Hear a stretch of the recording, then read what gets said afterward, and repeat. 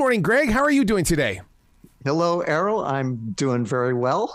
Wow, what a subject, and finally a book. And I know how easy it is. We can all just go to Google or Yahoo and just get this information. But this is a physical book. This is something that we can plant in our hands, and we can learn about the roots of what this is our Beatles moment, Wi-Fi. That's right.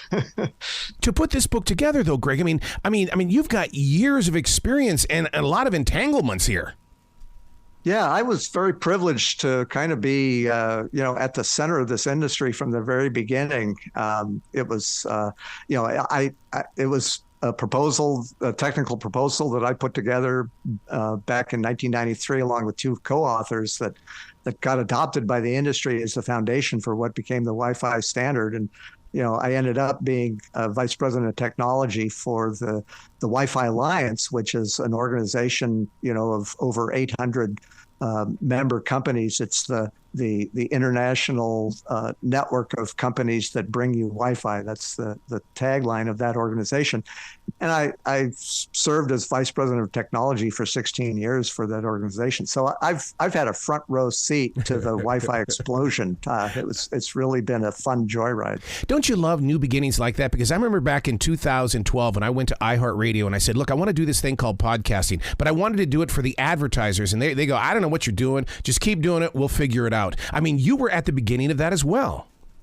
Yeah, Wi-Fi ends up supporting, all these different applications, right. like internet TV, Netflix probably would not be the entertainment behemoth that they are if it wasn't for Wi-Fi, because it was putting Wi-Fi into television sets that allowed, Netflix and Hulu, et cetera, to all take off. So, it's amazing how all these other technology developments, at least from my vantage point, if I look at them all, I see, Wi-Fi is behind the success of that. Well, I can't imagine what you went through as a creative person in the way that, how did you expand that? Because you're right, we do watch a lot of Netflix and Hulu. I'm also in the studio while my wife is watching TV. I mean, you can put a bunch of stuff going through this Wi-Fi. That couldn't have been an easy journey. Yeah, so, Wi-Fi, it came out of a radical FCC experiment back in 1985, where they essentially deregulated some of the airwaves to allow low power devices to operate in those now deregulated bands. And it was a radical experiment that now has ended up succeeding beyond their wildest dreams, right? But the real challenge was that since the part of the airwaves that these devices are operating in isn't licensed, like the cellular companies own, they basically own a license. Since it's unlicensed, that means that there's the potential of interfering devices. And that has been a major challenge for the technology to be able to operate effectively and reliably, even in the presence of interference. But the industry, a lot of very talented people, within the industry got together and came up with the Wi-Fi standard, and it keeps on being enhanced and improved, and it's now been very successful. That standard that you guys created, would that be your version of what the Federal Communications Commission would do? Because I'm still shocked that the FCC has not jumped on this, because people are doing things and saying things using Wi-Fi as a tool. Yeah, no, the government doesn't want to actually develop technologies like that. They want to kind of set the stage to allow technologies to develop. And, they're not always successful with that, but certainly with what they did to enable Wi-Fi, it was a very, very successful experiment. Did it simplify or create confusion? Because, there's still people today that I talk about Wi-Fi, and they just, that's all they've known in their life. Well, what do you mean you had a cord going to your TV set? Yeah, we did. Right. Right. Yeah, so it's, the advances in Wi-Fi have allowed it to go into lots of different types of devices. It's in not just TVs, but, thermostats, yes. Factory robots. People take it for granted. People, I don't think they even realize they're using it when they're using it. It supports over half of all internet traffic. And so it's something that people often think Wi-Fi is just a synonym for the internet, because that's all they know is how they connect to the internet. Here's an everyday question. Why Wi-Fi? Where'd that name come from? What does it mean? So, we started the organization, the Wi-Fi Alliance, to promote and advance this technology back in 1999. And the name Wi-Fi didn't exist. I mean, the name for this technology back then, believe it or not, was IEEE 802.11b high rate wireless LAN. I mean, what a mouthful, not exactly a consumer friendly name. So the first thing that we did was to hire a branding company to help us come up with a consumer-friendly name that we could use so that people knew what this was all about. And they came up with a bunch of proposals. One of the ideas they came up with was Dragonfly. I mean, can you imagine, a free Dragonfly at this hotel, but one of the names is Wi-Fi. I actually, when we were considering the possibilities there, I took that list of potential names and I tried them out against my two daughters at the time, trying to see what the next generation would think of these brand names. And they both liked Wi-Fi. They couldn't explain why they liked it, but I like to say that my daughters had a role. Of course, my friends who were in forming this organization along with me, they also liked Wi-Fi. But I like to say my daughters had a hand in coming up with that name. I'll tell you, one of the ways that it changed my life forever was I'm an RVer. I've been out there in those campgrounds for years, and all of a sudden, we can have Wi-Fi in our RV. That changed everything, dude. Right, and you probably watch, your streaming video. I do with that. I do. I even do my radio shows from there. Because I got Wi-Fi, I can just shoot it out. There you go. It's like the power that you have created, or given us the power to be able to do things with it. I mean, it had to have been one of those moments like they sat down with a Batman and Robin story and said, we're going to create a story that's going to last 100 or 150 years. Well, I like to think that Wi-Fi is not going to disappear from our lives anytime soon. Sometimes technology comes in, a new technology comes in to replace an existing technology. But, with 18 billion devices out there in the world and with Wi-Fi continually being enhanced and expanded and made faster and better, I don't think it's going to disappear anytime soon. Let's play the what if game. What if China had succeeded with a Wi-Fi shutout? And listeners don't understand this story, but man, you talk about it in this book. Yeah. So China, Wi-Fi is a global phenomenon, right? But China, back in around 2005, they were resisting because they had developed a competing technology that they wanted to use in China, and in fact, they were disallowing the use of iPhones for a while simply because the iPhones incorporated Wi-Fi. But eventually, through some diplomatic pressure and some technical pressure put on by the Wi-Fi proponents, we ended up convincing the Chinese government that they should open up their country and enjoy the benefits of Wi-Fi along with the rest of the world. And so, that's a pretty interesting section of the book. When it comes to Wi-Fi, are we using it right? Because there so many times people go, well, I can't get the Wi-Fi in my bedroom. I can't get it here. I can't get it there. And it's like, how many things are blocking it? Is it like FM and once it hits a wall, it just falls to the floor? No, it goes through walls, but it doesn't go through, too many walls. Yeah. And that's by design, right? The FCC only allows devices to operate in these unlicensed bands if they use relatively low power. I mean, you can't think of the amount of power that a cellular transmission tower puts out to, go, miles away to hit some phone. Wi-Fi isn't like that.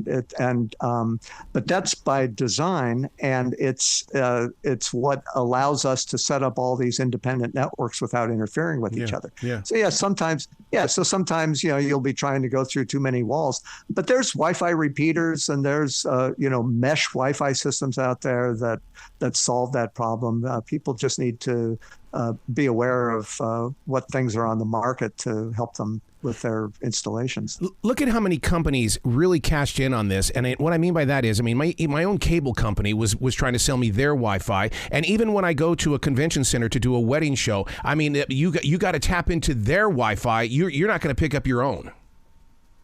Right. Well, it has to get set up at the particular venue. And so, that makes sense, what you just described there. But the thing is that it's universal. It's, your device is going to communicate with their Wi-Fi installation because it's a worldwide standard, because all of these devices are implementing exactly the same thing.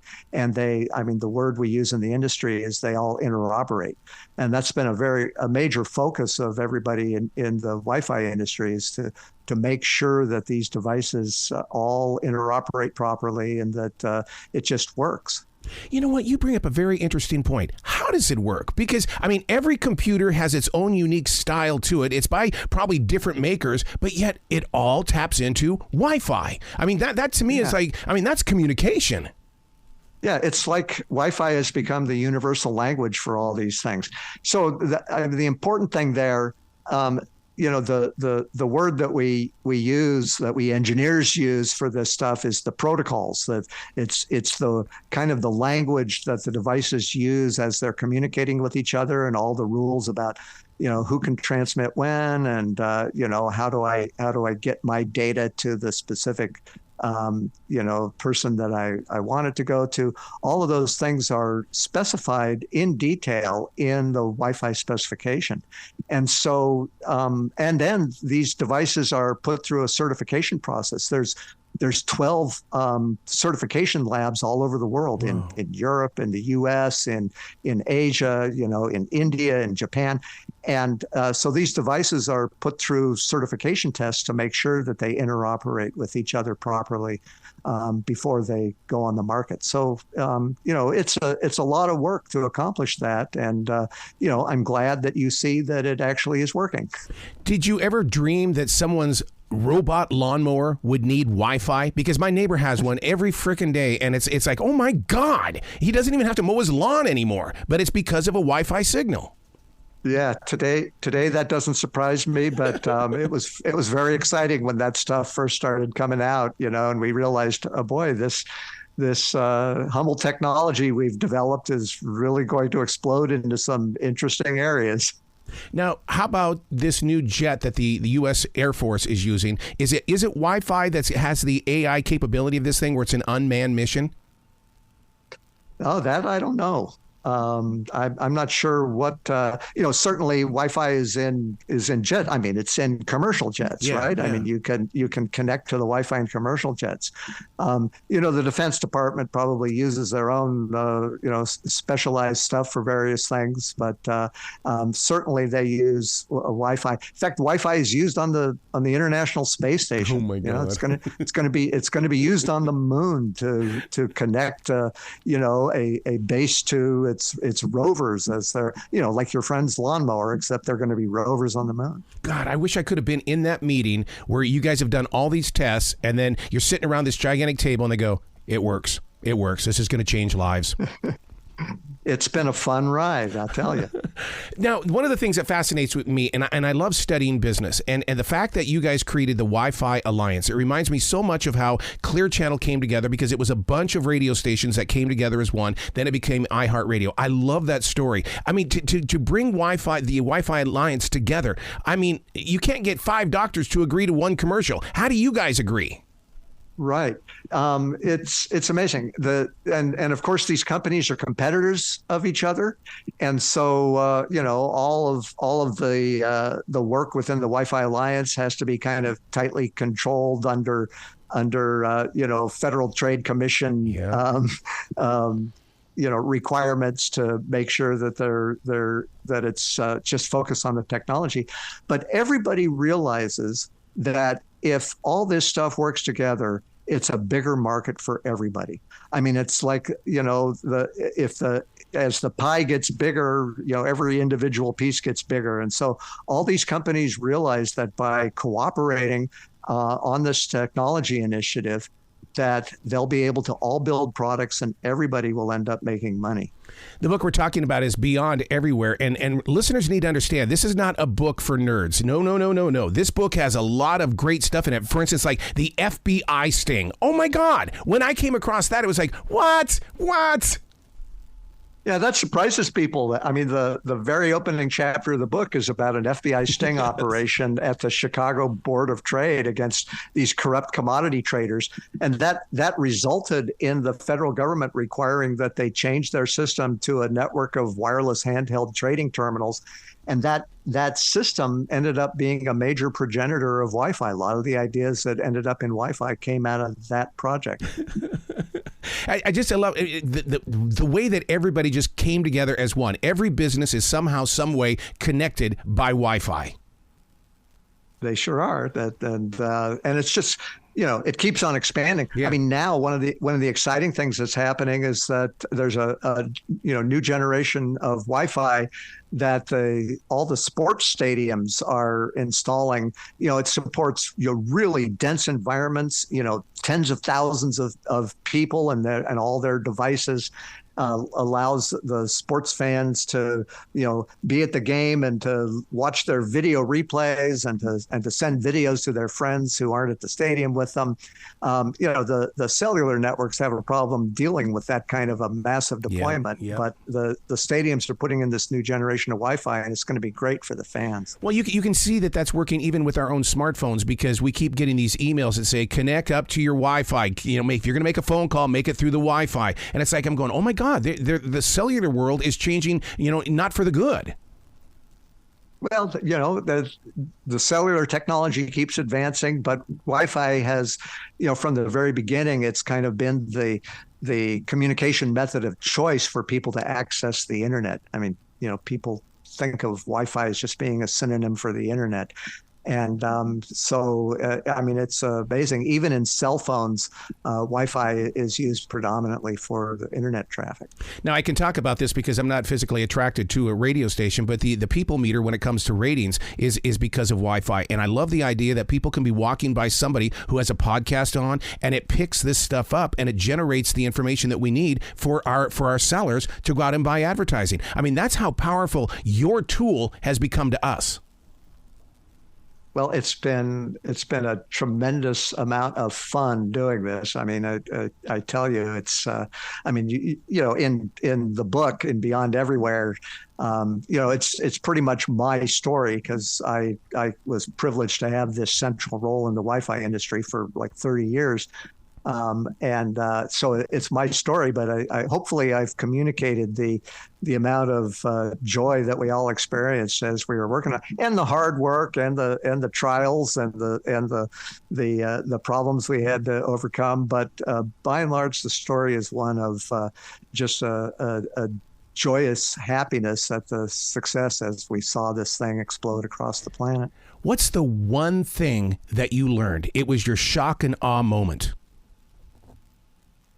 So I think when we saw in the early 2000s, when Wi-Fi started becoming a cultural phenomenon, not just a technology, it started to be the answer to New York Times crossword puzzle clues, and it started to be a Jeopardy question. It was in New Yorker cartoons. It was in sitcom dialogues, and we're sitting there, watching this and saying, okay, this is going to be kind of fun. Greg, you got to come back to this show anytime in the future. The door is always going to be open for you. Oh, it would be my pleasure. Excellent. Well, thank you for your technology, your brilliance, and the art of sharing what you have discovered. Well, thank you very much, Arrow. Well, you be brilliant today, okay, sir? I'll try.